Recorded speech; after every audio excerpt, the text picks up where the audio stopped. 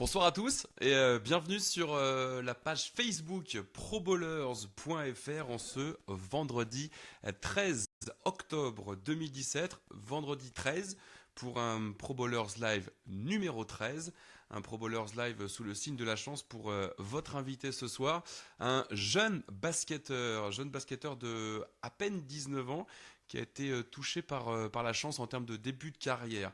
Vainqueur du championnat d'Europe 2014 U16, vainqueur du championnat d'Europe U18 avec l'équipe de France en 2016, c'était en Turquie, vainqueur de la Coupe de France 2017 avec Nanterre 92, vainqueur également de la Coupe d'Europe FIBA 2016-2017 avec Nanterre 92 et vainqueur du match des champions 2017 toujours avec Nanterre 92. Ce jeune basketteur, on va essayer de le rejoindre en région parisienne. Alors on va voir qui est connecté en ce début de Pro Bowlers Live.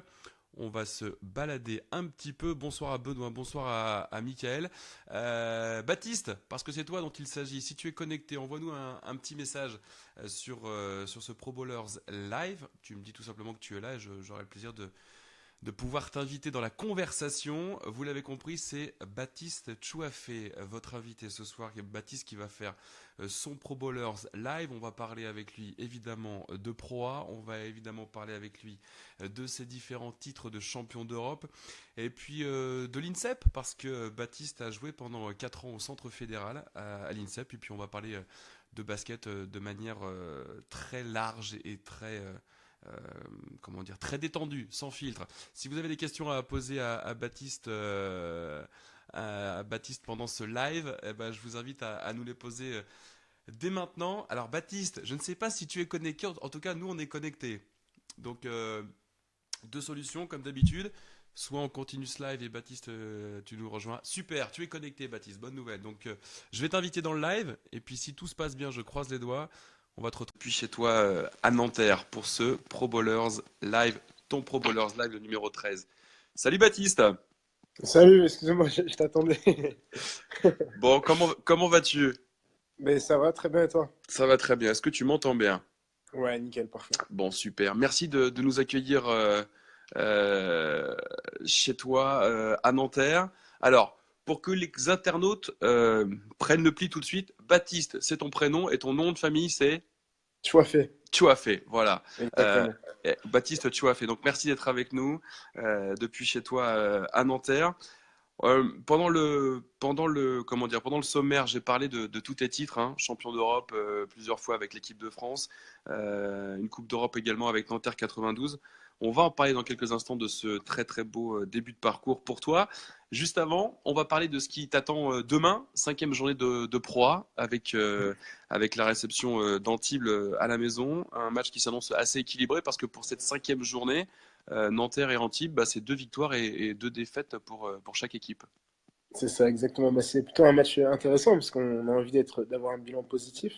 On veut pas être dans le négatif et puis surtout qu'on joue à domicile, donc c'est surtout très important de gagner à domicile. Objectivement, l'équipe d'Antibes, vous la prenez au sérieux comme toutes les équipes pour pas vous faire surprendre ou peut-être Mhm. un petit peu moins le pied sur Non, du tout. l'accélérateur. Du tout, on prend jamais les équipes comme ça. On les joue vraiment les yeux dans les yeux. Par exemple, Boulazac, voilà, c'est un promu et on les a pas du tout, on les a beaucoup respectés en jouant très bien au basket. Donc, en type, ça va être la même chose. On va essayer d'être sérieux du début jusqu'à la fin et de faire le taf à la fin. Un début de saison aussi marqué par un bon début en Champions League. Mercredi dernier, vous étiez avec l'équipe de Nanterre 92 en République tchèque, Mhm. avec le club de Nymburk. 81-72, là aussi un bon début de saison en Champions League. Oui, c'est sûr. Bah, surtout, voilà, première journée de Champions League, c'était très intéressant. Surtout que voilà, Nanterre, c'était la première fois qu'on jouait une Coupe d'Europe comme celle-ci. Surtout de jouer là-bas à Nîmes-Bourg, c'était quand même assez difficile. Donc, pour bien lancer cette compétition-là, c'était très important de gagner. Et donc, on a fait un bon match et voilà, on espère continuer sur ça. Alors justement, l'Europe, on en parle ce soir dans ton Pro Bowlers Live, Baptiste. 2 titres de champion d'Europe avec l'équipe de France, une Coupe d'Europe avec Nanterre 92. À peine 19 ans, on pouvait rêver pire comme début de carrière. Ah ben ça, ça, c'est sûr, ça à chaque fois on me le dit, mais non, sinon, ouais, sinon je suis très très content. En tout cas, voilà, ça me motive encore plus parce que voilà, ces titres-là, J'ai pas vraiment contribué, même si j'étais dans l'équipe, mais j'ai pas vraiment joué les finales. Donc ça me motive à travailler encore plus pour justement jouer vraiment ces moments-là. Et en tout cas, même si j'ai pas beaucoup joué, c'est vraiment quelque chose d'énorme. Et voilà, les médailles en tout cas resteront chez moi et c'est vraiment une fierté. Il y a Freddy qui vient de nous rejoindre dans ton Pro Bowlers Live. Il y a également Hugo qui vient de te rejoindre. Bonsoir à vous. Il y a quelques petites questions, notamment de Freddy, qu'on aura l'occasion de poser à la fin de ton Pro Bowlers Live. Alors, à peine 19 ans, Baptiste, j'imagine qu'avec ces titres de champion d'Europe avec l'équipe de France ou encore avec cette Coupe d'Europe avec Nanterre 92, tu as plein de souvenirs en tête pour un jeune joueur de basket que tu es. Tu arriverais à nous raconter ton meilleur souvenir aujourd'hui ou t'en as trop? Mon meilleur souvenir, bah, c'est vrai que j'en ai pas mal, mais je dirais quand même que c'est le titre en moins de 18. Championnat d'Europe quand on a été champion en moins de 18 parce qu'on était dans la peau du chassé. Et donc du coup, on avait beaucoup d'équipes qui voulaient notre peau. Et donc voilà, on a très bien joué tout au long de la compétition et ça a été très dur de garder ce titre-là, enfin de le mettre en jeu plutôt et de le garder. Donc du coup, je pense que c'est le meilleur souvenir que j'ai de ma jeune carrière. Et forcément, en général, quand on pose la question de savoir si tu as un meilleur souvenir, juste après vient la question, c'est quoi ton pire souvenir? Mon pire souvenir, euh, pire, Est-ce que ça sent les États-Unis cette année? non du tout, parce que pire, je dirais pas ça pire, mais du moins, je pense que j'ai beaucoup appris dans cette défaite-là, parce que Alors, tout nous souriait. pour expliquer à ceux qui regardent ton Pro Bowlers Live, Coupe du Monde, Championnat du Monde cette année C'est avec ça, équipe de France Coupe du- U19, vous vous faites c'est ça sortir exactement. en quart par les États-Unis. Par le Canada. Canada, pardon. On se fait sortir par le Canada, mais voilà, ça a été difficile sur le coup, mais après, quand tu y repenses, voilà, tout nous souriait. On avait la vie en rose. Enfin, avec cette génération-là, on avait deux titres, on était invaincus durant les deux compétitions, enfin les deux championnats d'Europe. Et donc voilà, on a pris une belle fessée. Euh, et ça nous a bien mis les pieds sur terre. Et je pense que ça a été une très bonne expérience, même si on a été éliminé en quart de finale. Je pense que pour cette génération-là, c'est très bien d'avoir une petite gifle et pour préparer au mieux les championnats d'Europe en moins de 20 l'année prochaine. On voit souvent sur l'équipe de France A des reportages avec les off, les coulisses, notamment avec Vincent Collet ou Rudy Nelom, les Mhm. entraîneurs de l'équipe de France. On les voit souvent parler à leurs joueurs à la fin d'un match qui s'est pas forcément bien passé. Ça a Mhm. été quoi le ou les mots de l'entraîneur de l'équipe de France U19 cet été quand vous vous êtes fait sortir par le Canada? Justement pour réparer un petit peu la fessée ou pour faire en sorte que la fessée soit un petit peu plus douce. Bah, le discours a été de terminer dans une note positive. Il fallait pas vraiment sombrer. Euh, L'objectif, c'était bien sûr d'être dans le top 5. Bon, on n'a pas réussi, même enfin, après l'élimination, d'être dans le top 5, puisqu'on s'est fait battre par l'Allemagne enfin, en match de classement. Donc, du coup, voilà, le dernier match, ça a été de bien finir, finir par une victoire, logiquement, mais surtout avec la manière. Voilà. En équipe de France U16, U18, U19, Baptiste, tu as fait, tu as côtoyé, on l'imagine, des joueurs à qui les spécialistes prévoient un bel avenir au niveau national et Mhm. international. Pour toi, objectivement, si tu mets de côté un petit peu la camaraderie et que tu t'intéresses juste aux sportifs et juste au basket, qui, selon toi, va exploser dans les années à venir? Bah, moi, je pense que Sekou Doumbouya peut vraiment exploser, même si voilà, on oublie qu'il est très jeune encore. Joueur de Euh, Poitiers, Joueur de Poitiers, en Pro B, exactement, ouais. en Pro B. Donc, c'est un très jeune joueur. Pour moi, il a un potentiel énorme. Et donc, je pense que c'est un joueur qui peut exploser. Ouais.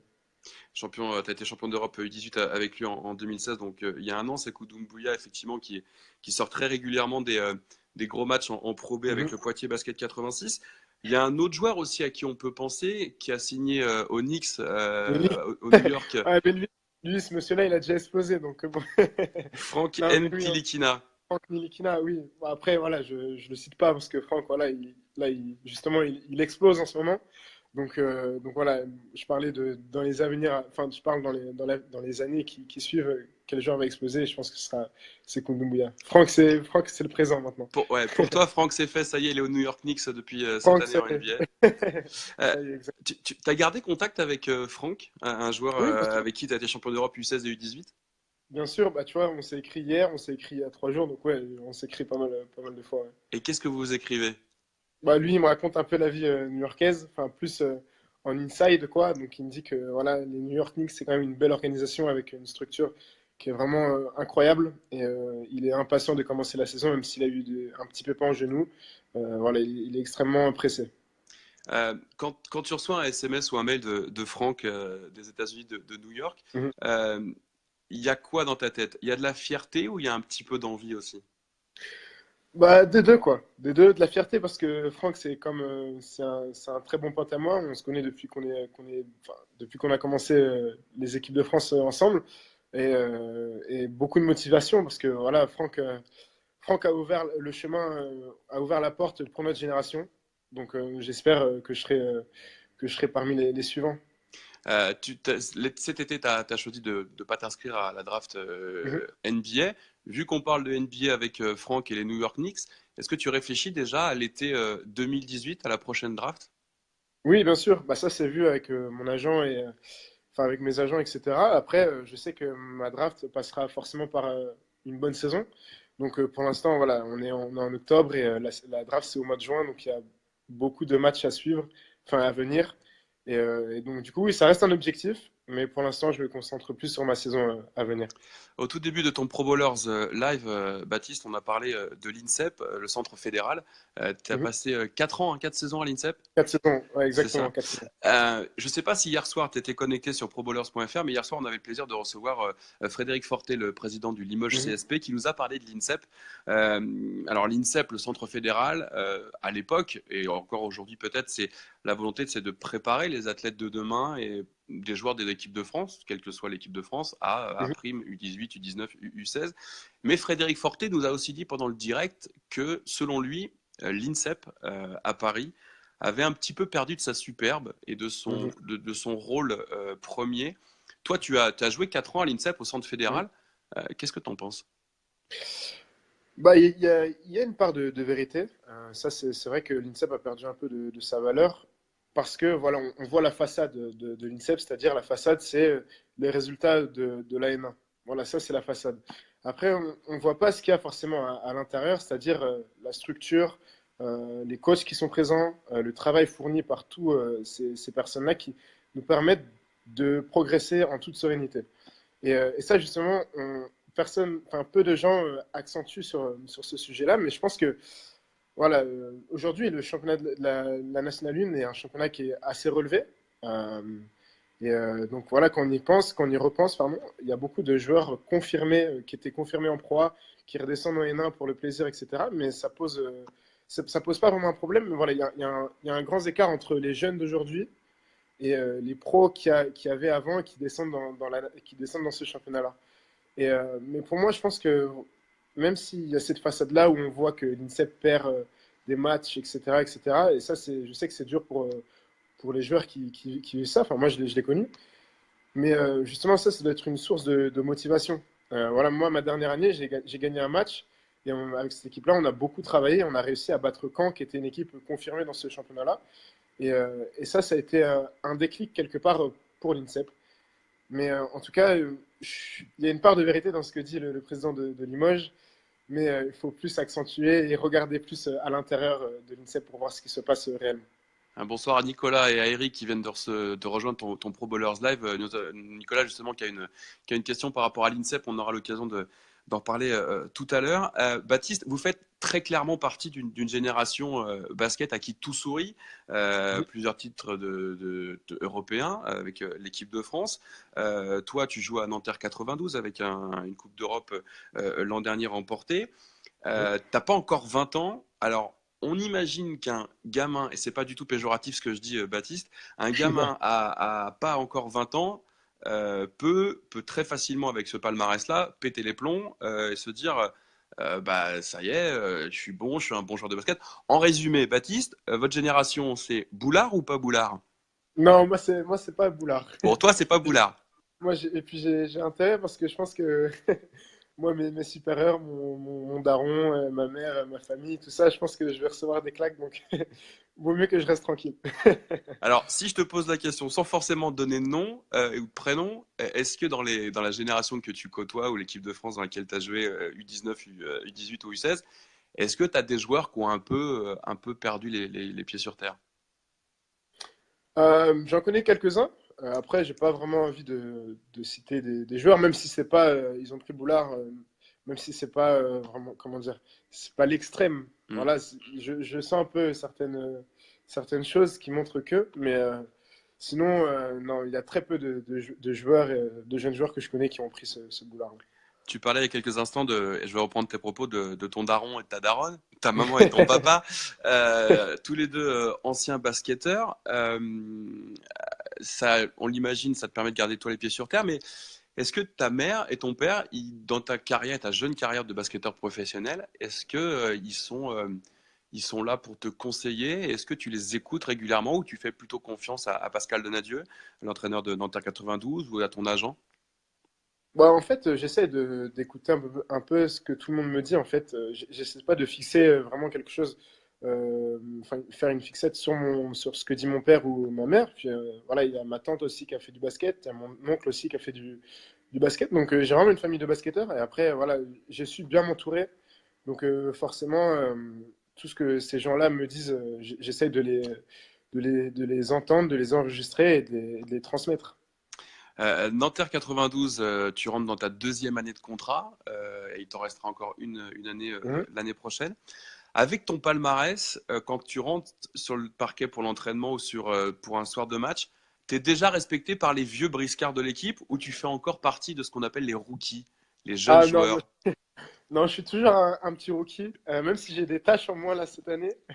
Mais non, je pense que je suis toujours le petit jeune. J'ai que 19 ans, donc je pense que je suis encore très jeune. J'ai encore l'avenir devant moi, mais non, je suis encore le petit rookie. Ouais, t'as 19 ans, mais tu as quand même un palmarès assez sympa aux yeux de joueurs de 25, 30 ans.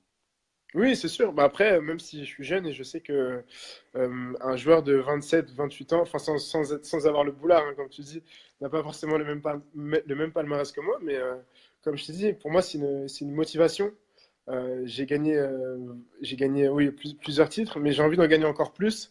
Et c'est ça mon challenge aujourd'hui. C'est pas m'arrêter sur ce que j'ai gagné aujourd'hui. Je n'ai pas envie de me reposer sur mes lauriers, mais en tout cas, voilà, j'ai la fin de trophée et j'ai envie d'avoir le plus de médailles possible à la fin de ma carrière. Fin de trophée avec Nanterre 92 encore, donc 2 ans de contrat avec cette saison qui vient de commencer. Jeune basketteur pro, parce que ton premier contrat pro, très clairement, c'est avec Nanterre 92. C'est ça, exactement. Est-ce que, avec voilà, encore une fois, ces médailles qui sont arrivées très vite, équipe de France U16, U18, est-ce que tu as été approché par d'autres clubs de Pro A qui t'ont fait des propositions plutôt alléchantes? À ma sortie de l'INSEP? Ouais. À Oui, l'INSEP ou oui. même sur ta première saison à Nanterre? Non, en plus, à ma sortie de l'INSEP, oui, j'avais réellement les trois quarts des clubs français qui me voulaient pour approuver. Voilà, j'avais une short list, donc j'avais fait des essais à Bourg-en-Bresse, Poitiers aussi en Pro B. Après, j'avais Le Mans, Nanterre, et voilà, ça c'était vraiment ma shortlist. Mais sinon, si je l'élargis, j'avais Limoges, j'avais Lasvel, j'avais beaucoup de clubs. Donc du coup, voilà. Et pourquoi Nanterre? Et pourquoi Nanterre? Bah ça, en fait, quand on a gagné le match, voilà, j'ai vu que Pascal Donadieu était dans les tribunes de l'INSEP, donc je me suis dit que ça, c'était un petit signe. Donc voilà, non, mais plus sérieusement, le projet de Nanterre, voilà, me satisfaisait. J'adore le club, j'adore la philosophie du club et j'adore l'histoire aussi du club. Et donc, y participer était quelque chose d'énorme pour moi. On va se replonger un petit peu dans tes années équipe de France U18, U16, et puis on va rentrer un petit peu dans les coulisses, dans tous les sens du terme. Mhm. Quand on est membre d'une équipe nationale, comme l'équipe de France, on a en déplacement ce qu'on appelle les roommates, les copains de C'est ça. chambre. Donc alors, de mémoire, U16, U18, ton roommate, ton copain de chambre, c'était Franck Ntilikina, Oui, exactement. joueur des New York Knicks aujourd'hui en NBA, et en U19 cette année, c'était Kylian Tilly. Kylian Tilly, ouais, Bon, exactement. parle-nous un petit peu de Franck en copain de chambrée. Comment ça se passe? Est-ce qu'il De ronfle? chambre? Non, ça va là-dessus, il est calme. Ouais, Il vas-y. est très calme. Non, mais- Est-ce que tu peux, alors pas forcément casser le mythe, mais un joueur NBA aujourd'hui qui est Franck Ntilikina, Mhm. voilà, le matin, est-ce qu'il est du matin? Est-ce qu'il s'endort facilement? Comment il est au quotidien dans la chambre de l'équipe de Ah, ben, France? pour le réveiller, ça c'est difficile pour le réveiller. Parce que à chaque fois qu'on met le réveil, je pense que c'est toujours lui qui traîne le plus au lit parce que il adore rester dans le lit, etc. Mais sinon, ouais, non, après, non, il est pas trop du matin, mais encore, ça va. Quand il arrive à se lever, après, quand la journée commence, ça y est, il est lancé. Alors, juste pour info, Franck est connecté, il te dit attention à ce que tu vas dire. Voilà, la petite vanne de Franck qui regarde ton Pro Bowlers live ce soir. Et Kylian Tilly en U19, il est comment comme roommate? Kylian Tilly, bon, lui, il est très chiant, lui. Non, Kylian Tilly, je m'entends bien avec tout le monde, donc forcément, voilà, je crée des liens, et puis en plus de ces liens, voilà, on arrive à créer une amitié qui est vraiment sincère.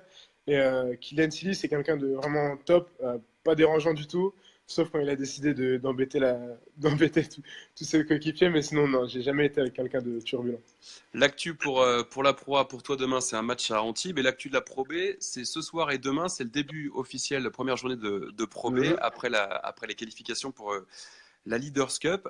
Tu suis un petit peu les clubs engagés en Pro B, notamment le club de Poitiers, Poitiers Basket Oui, bien sûr. 86, Bah, je sais que dans lequel tu Poitiers as joue joué. ce soir là contre Denain. Denain qui est une bonne équipe là. J'ai un peu vu le rooster et les résultats qu'ils ont fait en Leaders Cup. J'ai vu que Denain était une bonne équipe. Après, voilà, j'attends de voir ce que va faire Poitiers à Denain. Je sais que c'est difficile de gagner à Denain, mais en tout cas, voilà, j'ai confiance dans le club de Poitiers. Euh, à part le basket à Nanterre, Baptiste, tu fais quoi? C'est appartement, salle, salle, appartement et déplacement ou tu fais autre chose? Bah, là, on enchaîne. On a à peu près trois matchs par semaine, donc le rythme est assez soutenu. Donc du coup, ouais, la récupération est plus un axe primordial pour moi parce que je pense que c'est important quand même d'être prêt pour jouer et d'être dans de bonnes conditions pour jouer. Et donc oui, là-dessus, c'est aller-retour salle, basket. Et en plus de ça, avec les transports, quand on prend l'avion pour aller en Coupe d'Europe et le bus en championnat, donc c'est vrai qu'il n'y a pas beaucoup de temps pour se reposer, pour profiter de soi. Et puis l'autre actualité pour toi, c'est ce qui a changé ta vie, c'est que tu as eu le permis de conduire. C'est ça, exactement. Bah, j'étais pressé de l'avoir parce que j'aimais pas trop solliciter mes coéquipiers pour m'emmener quelque part. Donc voilà. Donc maintenant, tu peux aller faire tes courses tout seul et tu peux vivre ta vie tout seul. C'est ça, je peux aller faire mes courses tout seul, je peux aller à la salle quand je veux. Donc ça, c'est top, ça. Alors, j'imagine que le permis à Paris, en région parisienne, à Nanterre, et conduire une voiture à Poitiers, tiens, pourquoi pas, pour retourner voir tes potes, c'est pas vraiment la même chose. Ah non, bah, j'ai vu ça cet été quand j'ai pris un peu la voiture à Poitiers. Donc ouais, non, c'est vraiment Poitiers, c'est vraiment tranquille. Donc voilà, contrairement à Paris où il faut faire attention à tout ce qu'il y a autour de toi. Donc voilà. Justement, Poitiers, si on fait un petit parallèle avec les équipes de France, Rudy Nellom, l'entraîneur de Poitiers, est aussi l'entraîneur adjoint de l'équipe de France A, aux côtés de Vincent Collet. Vous avez une relation particulière avec Rudy, de temps en temps, des petits SMS, des petits appels pour discuter du basket Pro A, Pro B, et pourquoi pas des équipes de France? Oui, bien sûr. Bah, je sais qu'au moins on s'écrit, bah, pas forcément qu'avec Rudy, hein, mais avec Andy, on s'écrit aussi. Andy Antoine un petit peu Thornton-Jones moins, mais et Antoine Bro. voilà, exactement. Mais voilà, ils m'envoient tous un message pour me dire comment se passe, pour me poser la question comment se passe ma saison et retournement, quoi, retournement de messages aussi. Donc du coup, voilà, on s'envoie après des messages, pas tout le temps, hein, mais au moins juste pour se donner des nouvelles, quoi. Alors, j'ai une autre nouvelle à te dire justement dans le live de ce soir. Il y a un certain Boris Diaw qui est connecté, Ok, qui regarde le live. Boris, tu vas le jouer dans pas longtemps? Tu le joues c'est quand, ça. Boris? Ah, je sais pas, j'ai pas regardé le calendrier, mais bon, je sais pas du tout. En tant que jeune rookie de la Pro A, Baptiste, 19 ans, tu vas jouer contre un mec qui a juste 16 ans de plus que toi. Mhm. Euh, Il y a une petite appréhension où il y a de jouer contre Boris en termes d'impact physique, où il y a quand même comment dire, cette attente d'un gamin comme toi qui rêve de rencontrer peut-être son idole, ou peut-être un des Bah, joueurs que tu as adoré. vu que maintenant il joue pour le Valois, ça va être difficile de l'apprécier parce qu'avant je l'appréciais énormément, mais là maintenant vu qu'il joue pour le Valois, ça va être difficile. Non, mais plus sérieusement, bon, Boris, voilà, c'est une personne que j'apprécie énormément. Lui a été capitaine aussi enfin, et il est le capitaine de l'équipe de France et moi aussi je suis le capitaine de l'équipe de France pour ma génération. Et pour moi, ça a toujours été un idole en termes de professionnalisme. Et donc du coup, voilà, le voir sur le terrain. jouer contre lui, oui, ça va être une très grosse expérience pour moi et j'espère qu'à la fin, il y aura une victoire pour Nanterre. Voilà. Et puis comme ça remettra un petit peu l'église au milieu du village, comme on dit. En tout cas, merci Boris de regarder le live ce soir. On essaiera de te prendre à la fin comme d'habitude. On croise les doigts pour que ça marche. Alors, Boris, tu as fait. Quand on fait un Pro Bowlers Live, on accepte de faire du direct et surtout de répondre aux questions des internautes qui suivent cette émission et qui suivent ce live. Est-ce que tu es prêt pour les questions? Bien sûr, toujours. Allez, c'est parti. Je regarde un petit peu ce qu'il y a comme question. On a une question de Freddy qui te demande, gardes-tu une bonne expérience du centre fédéral, notamment quand vous affrontiez les équipes de National 1? Oui, bien sûr. Après, ça a été vraiment une grosse expérience parce que tu joues contre des pros qui ont été professionnels dans la grande ligue en proie. Voilà, moi j'ai joué contre Cédric Ferchaud, Cédric Gomez, Rachid White, des joueurs qui ont été confirmés en proie. Donc, quand tu joues contre eux, tu peux qu'apprendre en fait. Et même si voilà, à la fin du match, il y a plus 20, plus 30 ou je sais pas, en tout cas, t'apprends énormément sur le terrain, quoi. Et ces joueurs-là, quand tu joues contre eux, ce sont des exemples et ils te montrent la bonne voie auquel il faut prendre, quoi. Donc, du coup, ça a été une très bonne expérience. Une question de Nicolas en direct dans ton Pro Bowlers Live, Baptiste Chouafé. Pourquoi as-tu fait une 4e année à l'INSEP plutôt que d'aller directement dans un club pro du genre Poitiers? Ah, ça a été plus comment dire? En fait, voilà, j'avais le bac à la fin de l'année. Enfin, pour ma 4e année, je devais passer mon bac. Et l'INSEP me permettait d'avoir des meilleures dispositions pour avoir ce bac-là. Et donc, du coup, voilà, j'ai fait ma 4e année en grande partie pour ça, pour avoir mon bac, pour être assuré en cas de blessure, etc. Donc, du coup, voilà. Une interview sans filtre, avec des réponses, on l'espère, sans filtre. Une question de Freddy qui nous dit tout simplement, est-ce que Baptiste, tu peux nous dire ton salaire actuel? Ah, non, ça, c'est privé, ça. Bon, Désolé. est-ce que tu peux nous donner une fourchette? Une fourchette, bah, je dirais, aller entre 2000 et 5000. D'accord, c'est une fourchette assez large, mais c'est une fourchette quand même. En tout cas, j'espère que C'est ça. Freddy, Baptiste aura répondu à ta question. Une question de Benoît.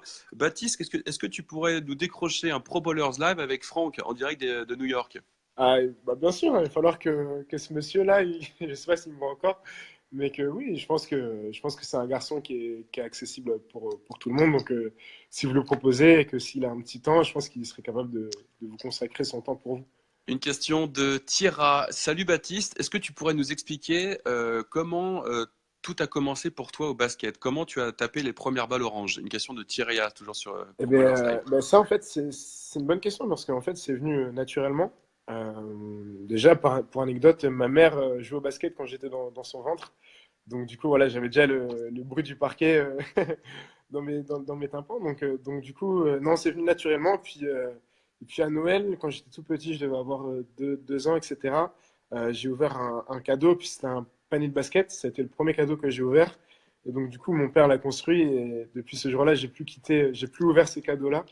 Et j'ai pris que la balle et je me suis amusé à shooter toute la soirée de Noël sur mon panier. Donc du coup, c'est venu naturellement, quoi. Une autre question de Benoît, toujours dans ton Pro Bowlers Live. Qui étaient tes idoles dans ton enfance? Dans mon enfance, bah déjà, quand j'ai commencé à suivre le basket, c'était l'année de la draft de LeBron James. Hmm. Donc, du coup, LeBron était un joueur qui m'a beaucoup plu, bah, de par ses qualités athlétiques et sa polyvalence. Sinon, un joueur que j'adorais, c'était Tracy McGrady, un joueur assez. Voilà, il aimait le fun, il aimait le show, et ça j'adorais son style de jeu. Une autre question qui vient là aussi d'arriver, une question d'un autre Baptiste. Ça s'écrit pas pareil, Ah, mais en tout non, cas, pas c'est un pareil. autre. Voilà, Baptiste qui est dans ton Pro Bowlers Live. Quelle équipe te font la meilleure impression en proie depuis le début de la saison? À part Bah, Nanterre 92. bah, je dirais que c'est le premier actuellement, Le Mans.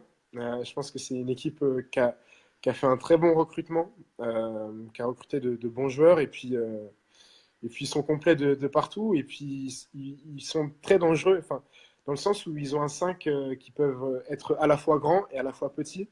Et donc, du coup, ça peut déstabiliser pas mal d'équipes dans ce championnat-là et je pense que Le Mans peut faire une très grande saison cette année. Il y a quelque chose qui déstabilise, ou en tout cas qui a fait beaucoup parler à l'intersaison, juste avant le début du championnat, c'est la nouvelle règle du marché. Mhm. Tu sais qu'il y a le pas zéro maintenant qui est compté, qui n'était pas compté, etc., etc. Une règle du marché que Johan Jadot vous explique d'ailleurs sur probowlers.fr. Il y a une question de Freddy qui te dit, est-ce que cette nouvelle règle du marché change quelque chose pour toi? Non, pas vraiment, parce qu'en fait, j'y pense pas du tout. Mais vraiment pas du tout. Puis je pense que ça serait bien quand même qu'il y ait un arbitre qui vienne dans chaque club qui est dans la ligue, qui vienne nous expliquer un peu comment se passe la nouvelle règle pour que tout le monde soit au clair sur ce sujet-là, excusez-moi. Une autre question de Tira, toujours dans ton Pro Bowlers Live. Que penses-tu de Jamal? Jamal, c'est un très très gros joueur, d'où par son expérience et son vécu. Jamal Schuller. Euh, Voilà, Jamal Schuller, voilà, c'est un joueur qui a beaucoup d'expérience et j'espère que il va me prendre sous son aile pour me guider et pour m'aider. Donc voilà. Moi, j'ai une question à te poser, Baptiste. L'année prochaine, pendant ton Pro Bowlers Live, tu nous as dit que tu réfléchirais peut-être à t'inscrire à la draft NBA, un peu comme ton pote Franck qui a signé au Knicks à New York cette année. Si tu pouvais aujourd'hui te transporter un petit peu dans le futur en NBA, ton club de rêve, ce serait quoi si un jour tu pouvais jouer en NBA? Mon club de rêve, j'ai pas vraiment de club qui m'a fait rêver depuis mon enfance. Enfin, il y a des joueurs, oui, qui m'ont fait rêver. Après, bien sûr que forcément, quand tu joues, je sais pas, oui, à New York ou à Boston ou à Los Angeles, des franchises mythiques, c'est toujours excitant de jouer pour ces franchises-là. Et donc du coup, oui, ça sera intéressant. Mais après, comme je t'ai dit, j'ai pas vraiment d'équipe en particulier. Si ce n'est l'équipe de France. Si ce n'est l'équipe de France et l'équipe de Nanterre. Dans très exactement 7 ans, tu auras 26 ans et à 26 ans, eh bien, tu seras peut-être pas très très loin de Paris, qui accueillera les Jeux Olympiques en Mhm, 2024. 26 ans, joueur de basket dans l'équipe A, équipe de France, mhm. ce serait un rêve pour toi? Bien sûr, bah c'est même plus qu'un rêve. Je pense que pour moi, c'est le Graal, surtout de faire les Jeux Olympiques en France avec son pays à Paris. Voilà, c'est quand même c'est une opportunité, je pense, qui arrive peut-être une fois durant toute une carrière.